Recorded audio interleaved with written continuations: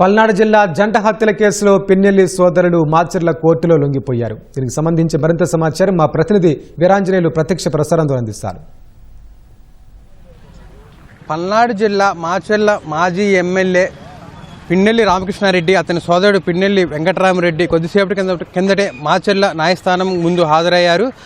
గతంలో జరిగినటువంటి జంట హత్యల కేసులో ప్రధాన నిందితులుగా ఉన్నటువంటి వీరిద్దరూ కూడా సుప్రీంకోర్టు ఆదేశాల మేరకు ఈరోజు న్యాయస్థానం ముందుకు వచ్చి హాజరయ్యారు. అయితే ఈ ఏడాది మే 24వ తేదీన వెల్దుర్తి మండలం గుండ్లపాడు చెందిన తెదేపా నేతలు ఇద్దరు దారుణ హత్యకు గురయ్యారు. ఈ హత్యకు సంబంధించి ప్రధాన కుట్రదారులుగా ఈ పిన్నెల్లి సోదరులు పేర్కొన్నారు. A6గా పిన్నెల్లి రామకృష్ణారెడ్డి, అదేవిధంగా A7గా పిన్నెల్లి వెంకటరామరెడ్డి ఇద్దరు కూడా నిందితులుగా ఉన్నారు. అయితే వీళ్ళిద్దరూ కూడా గతంలో స్థానిక కోర్టు నుంచి, అదేవిధంగా జిల్లా రాష్ట్ర హైకోర్టు దగ్గర నుంచి కూడా వీళ్ళు ముందస్తు బెయిల్ తెచ్చుకొని తమ అరెస్టుకి దూరంగా ఉంటూ వచ్చారు. అయితే ఇదే కేసు మీద వీళ్ళు సుప్రీంకోర్టును ఆశ్రయించక సుప్రీంకోర్టు గత నెల 28వ తారీఖున స్పష్టమైన ఆదేశాలు జారీ చేసింది.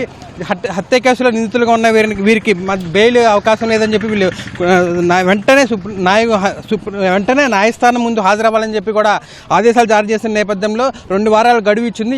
ఈ గడువు ముగియనున్న నేపథ్యంలో ఈరోజు ఉదయం 11 గంటల 15 నిమిషాల సమయంలో పిన్నెల్లి సోదరులు ఇద్దరు, పిన్నెల్లి రామకృష్ణారెడ్డి, అదేవిధంగా పిన్నెల్లి వెంకటరామరెడ్డి ఇద్దరు కూడా మాచర్ల న్యాయస్థానానికి హాజరవ్వడం జరిగింది.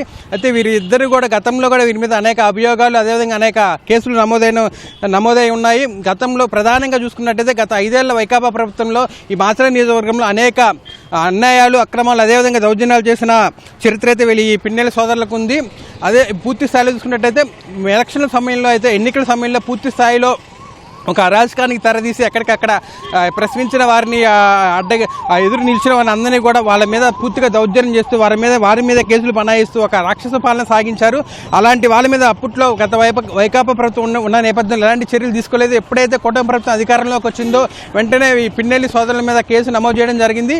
ఈ నేపథ్యంలోనే గత సార్వత్రిక ఎన్నికల నేపథ్యంలో పిన్నెల్లి సోదరులు ఇచ్చిన అరాచకాల మీద ఎన్నికల కమిషన్ కూడా తీవ్రస్థాయిలో ధ్వజమెత్తి వాళ్ళ మీద కేసులు నమోదు చేసిన నేపథ్యం ఉంది. అయితే ఆ కేసుల్లో ఇప్పటికే పిన్నెల్లి సోదరులు ఇద్దరు కూడా ప్రధానంగా చూసుకుంటే మాజీ ఎమ్మెల్యే పిన్నెల్లి రామకృష్ణారెడ్డి అయితే ఆల్రెడీ నెల్లూరు జైల్లో శిక్ష కూడా అనుభవించొచ్చారు. వీళ్ళు ప్రస్తుతం అతను బెయిల్ మీద బయట ఉన్నారు. అయితే ఈరోజు జంట హత్యల కేసులో మరోమారు అటు పిన్నెల్లి ఇద్దరు సోదరులు రామకృష్ణారెడ్డి, వెంకటరామరెడ్డి ఇద్దరు కూడా ఈ A6, A7 ఉన్న నేపథ్యంలో వాళ్ళిద్దరినీ కూడా కోర్టులో హాజరు కామని సుప్రీంకోర్టు ఆదేశాలు ఇచ్చిన నేపథ్యంలో వాళ్ళు ఈరోజు కోర్టుకు హాజరయ్యారు. అయితే వీళ్ళిద్దరూ కూడా ఈ యొక్క జంట హత్యల కేసులో ప్రధానంగా హత్యలు జరగడానికి వీళ్ళే కుట్ర పన్నారని, అదే మాచర్ల నియోజకవర్గంలో అశాంతి కలిగించే విధంగా, అదేవిధంగా అల్లర్లు సృష్టించే విధంగా వాళ్ళ యొక్క ఈ పన్నాగం పన్నారని చెప్పి కూడా అనేక ఆరోపణలు వెలువెత్తాయి. అదేవిధంగా ఈ కేసులో వీళ్ళు నిందితులుగా ఉన్న నేపథ్యంలో వీళ్ళు ఈరోజు కోర్టుకు హాజరయ్యారు. అయితే వీళ్ళిద్దరినీ కూడా వీళ్ళకి రిమాండ్ విధించి వీళ్ళని ఇక్కడి నుంచి అటు నెల్లూరు కానీ లేదా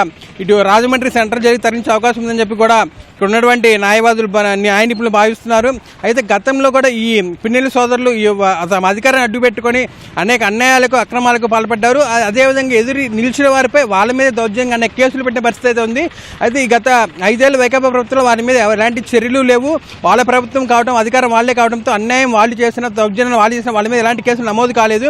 ఎప్పుడైతే కూటమి ప్రభుత్వం అధికారంలోకి వచ్చిందో అప్పటి నుంచే పిన్నెల్లి సోదరుల మీద అటు ఎన్నికల సంఘం కావచ్చు, అదేవిధంగా పోలీసులు కావచ్చు, తమ బాధితులు పెద్ద ఎత్తున తరలివచ్చు తాము నష్టపోయిన విషయాన్ని, అదేవిధంగా తమకు జరిగిన నష్టం మీద అనేక సార్లు పోలీసులు ఆశ్రయించారు. వారి మీద పలు కేసులు నమోదై ఉన్నాయి. ఇప్పుడు వీళ్ళ మీద అన్నదమ్ములు ఇద్దరి మీద అయితే పలు కేసులు నమోదై ఉన్నాయి. ఆ కేసుల నేపథ్యంలో గతంలో పిన్నెల్లి రామకృష్ణారెడ్డి ఇప్పటికే జైలు నుంచి బెయిల్ మీద బయటకు వచ్చారు. ఈ కేసులో మరోమారు ఇద్దరికి కూడా రిమాండ్ విధించే అవకాశం ఉంది.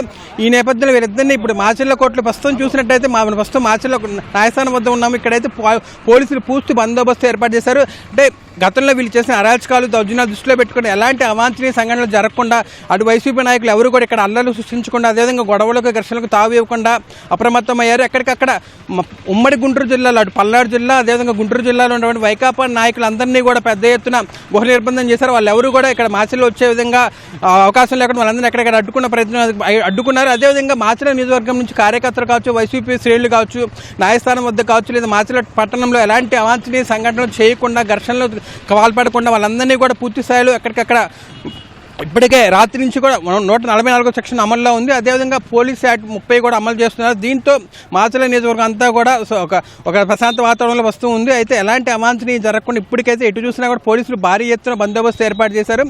ఇప్పుడు ప్రస్తుతం అయితే పిన్నెల్లి సోదరులు ఇద్దరు కూడా కోర్టులో ఉన్నారు. కోర్టు న్యాయస్థానం వాళ్ళకి రిమాండ్ విధించినట్టయితే వాళ్ళని అక్కడి నుంచి వెంటనే సెంట్రల్ జైలు తరలించే అవకాశం ఉంది. ఇది ఇక్కడున్న తాజా పరిస్థితి. కెమెరామెన్ ఆలీతో వీరాంజనేయులు, ఈటీవీ న్యూస్, పల్నాడు జిల్లా.